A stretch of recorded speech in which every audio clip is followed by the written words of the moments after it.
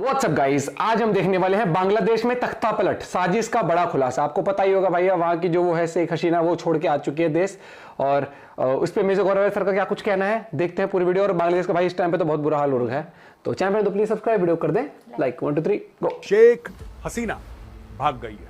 आखिर बांग्लादेश भी पाकिस्तान का हिस्सा था। एक तीस्ता रिवर का प्रोजेक्ट दे दिया जाता है भारत को, और फिर लोगों ने चढ़ाई कर दी शेख हसीना के घर पे, जो ऑफिशियल प्राइम मिनिस्टर का घर, प्राइम मिनिस्टर का, उसके ऊपर चढ़ाई कर दी। शेख हसीना ने बांग्लादेश छोड़ दिया और लोगों का कहना है कि अगरतला में उसका चॉपर लैंड कर चुका है। ये वही बंगा बंधु है जिसने ईस्ट पाकिस्तान को बांग्लादेश बनाया था। दोस्तों भूलना नहीं है, ये वही बंगा बंधु है जिसने ईस्ट पाकिस्तान को बांग्लादेश बनाया था। एक छोटा मोटा फैक्टर अमेरिका का भी है, अमेरिका भी नाखुश था और आज भी है शेख हसीना के साथ।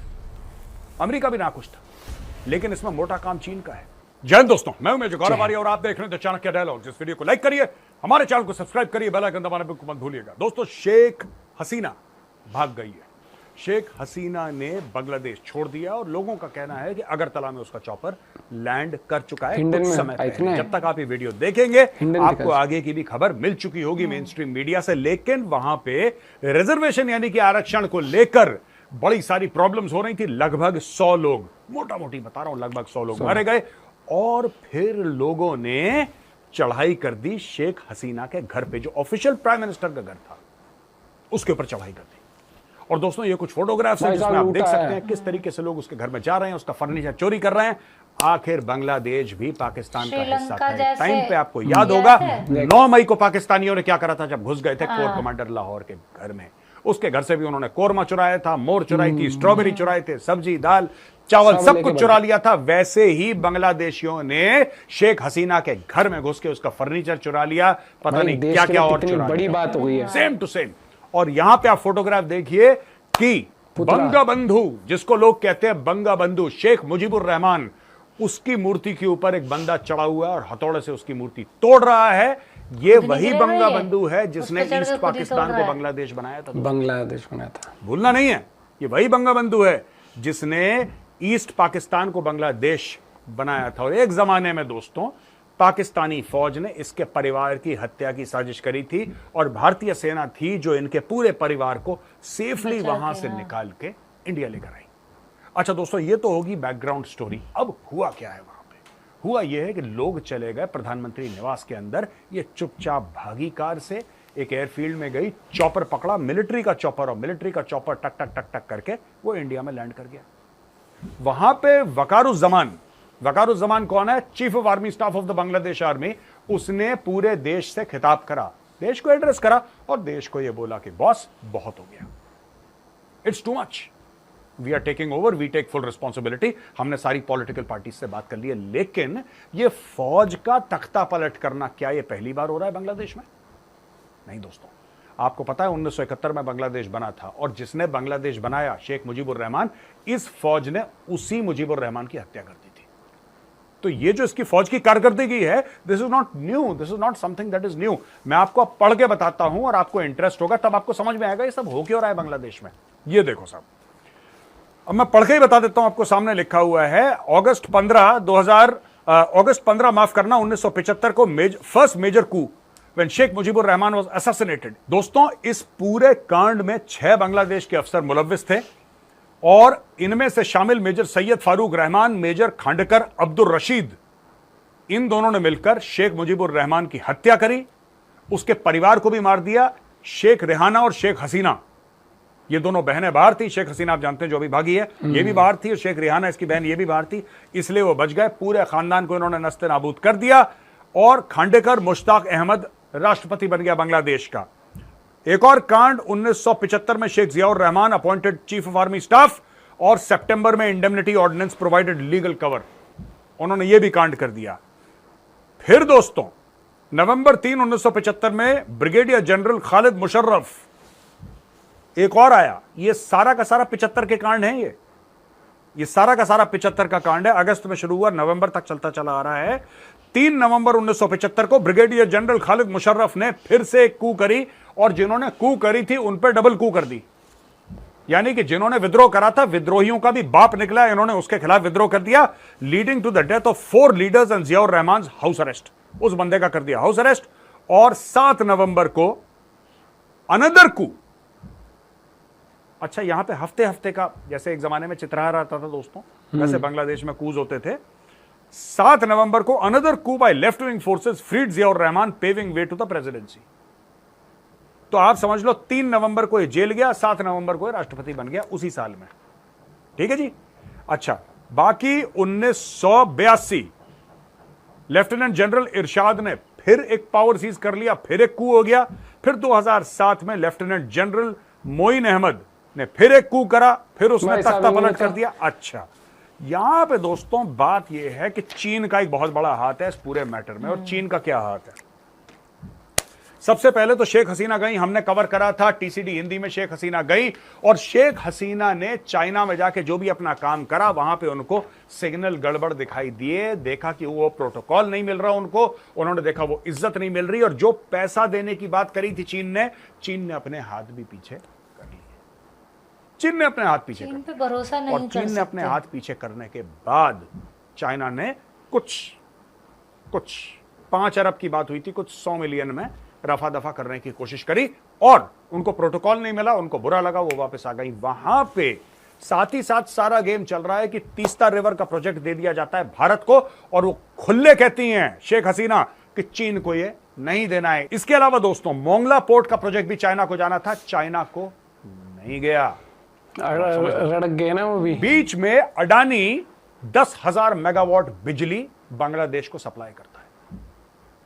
चाइना चाह रहा था कि सारा काम वो करे, लेकिन चाइना इन सारी रेस में पीछे था। वहां पे अमेरिका का भी एक फैक्टर है दोस्तों, एक छोटा मोटा फैक्टर अमेरिका का भी है। अमेरिका भी नाखुश था और आज भी है शेख हसीना के साथ। अमेरिका भी नाखुश था, लेकिन इसमें मोटा काम चीन का है। मैं आपको बताता हूं कैसे।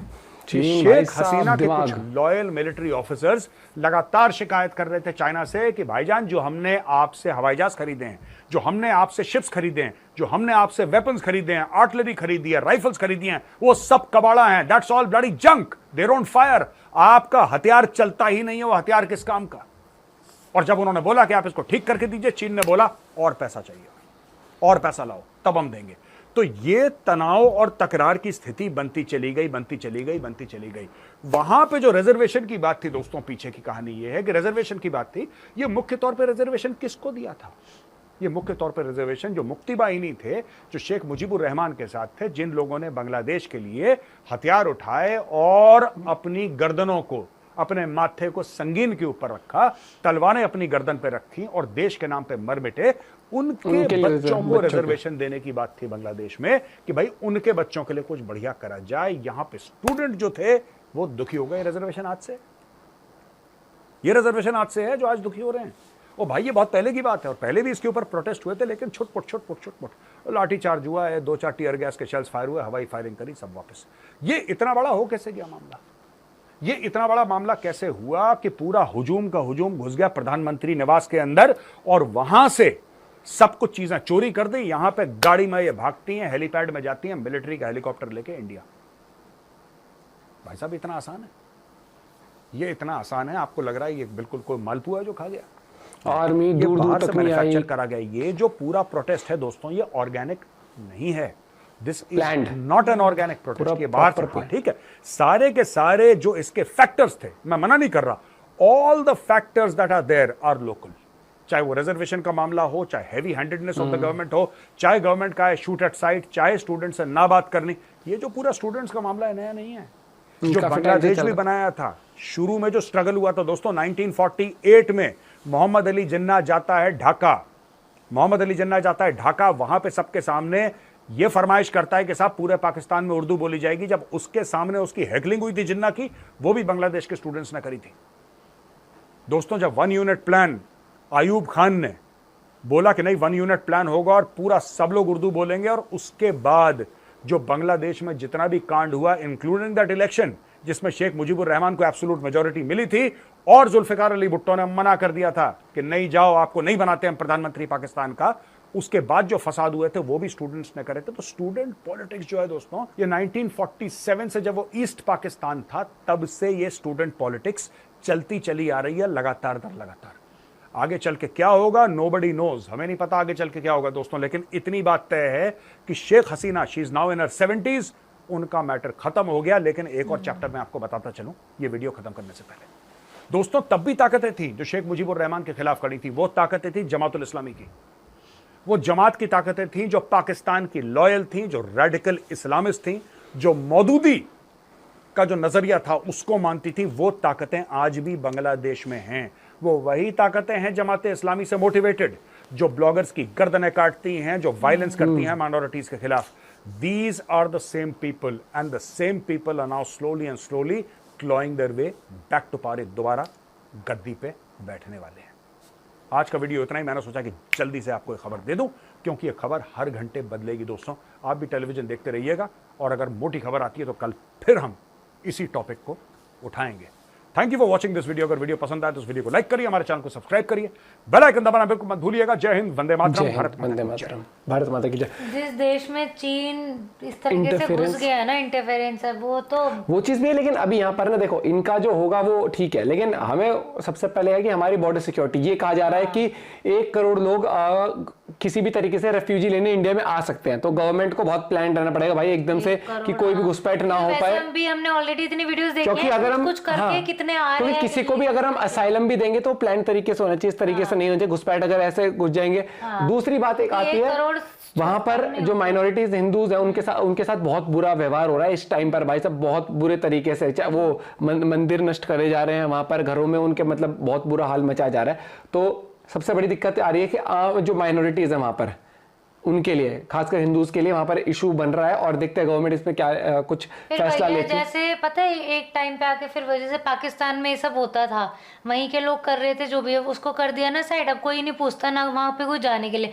धीरे धीरे फिर बांग्लादेश का ही वही होगा कि नहीं जाना नहीं जाना। हाँ, और कल शाम को ये देखा होगा कि अजीत डोभाल सर के साथ भी मीटिंग हुई है शायद से, और फिर उन्होंने फिर ब्रीफ किया है एस जयशंकर ने मिलकर। पहले उन्होंने राहुल गांधी को भी ब्रीफ किया है शायद से, क्योंकि अपोजिशन लीडर को भी आपको लेना पड़ता है कुछ भी अगर आप स्टेप लेते हो किसी भी तरीके का।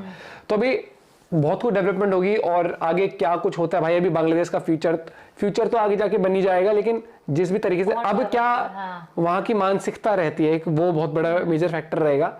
क्योंकि इंडिया के साथ रिलेशन बांग्लादेश के बहुत अच्छे रहे हैं, अगर तख्ता पलट होता है, प्रो चाइना अगर हो जाता है बांग्लादेश, तो वो इंडिया के लिए तो सही होगा नहीं।